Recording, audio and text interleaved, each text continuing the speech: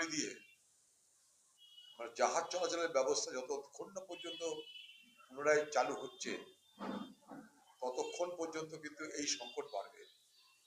আপাত দৃষ্টিতে যা মনে হচ্ছে শুধুমাত্র তেলের সংকট বা গ্যাসের সংকট, এটার সংকট কিন্তু আরো অনেক বিস্তৃত।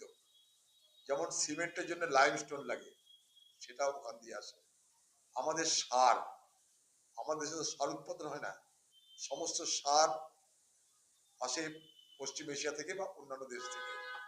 আমাদের এখানে কিছু ইউরিয়া তৈরি করি, ইউরিয়ার জন্য ন্যাচারাল গ্যাস লাগে, সেটাও আসে ওখান থেকে।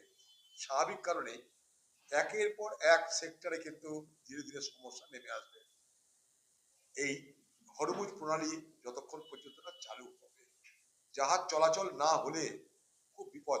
আজকে আমাদের দেশে যে জুয়েলারি হয়, ডায়মন্ড বলুন, সেটাও কিন্তু সেই হরমুজ প্রণালী দিয়েই আসে।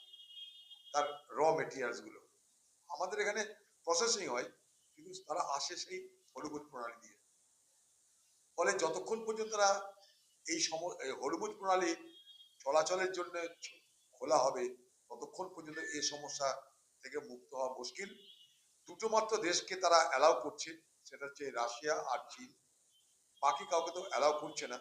ভারতের সঙ্গে ইরানের বরাবরের সম্পর্ক ভালো ছিল, কেন ভারতের সঙ্গে যেটা চীন বা রাশিয়া যে সুযোগটা পাচ্ছে সেই সুযোগটা ভারত পাওয়া উচিত ছিল বলে মনে করি। কিন্তু আমাদের পররাষ্ট্র নীতির নিশ্চয় কিছু ভুল ভ্রান্তি আছে, যেটা আলোচনা চাইছে কংগ্রেস পার্টি লোকসভার মধ্যে।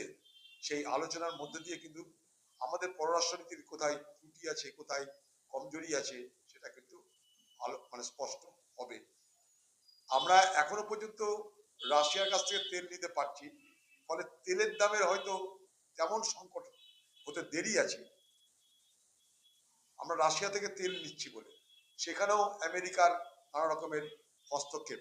ভারত সরকারের এই ধরনের হস্তক্ষেপকে প্রশ্রয় দেওয়া উচিত নয়। এই ধরনের প্রশ্রয় দেওয়ার মানে আমাদের দেশের যে সার্বভৌমত্ব, আমাদের দেশের যে নিজস্ব যে স্বার্থ, সেই স্বার্থ কিন্তু ক্ষুণ্ণ হবে। অতএব বিষয়টা কিন্তু জটিল থেকে জটিলতম হচ্ছে।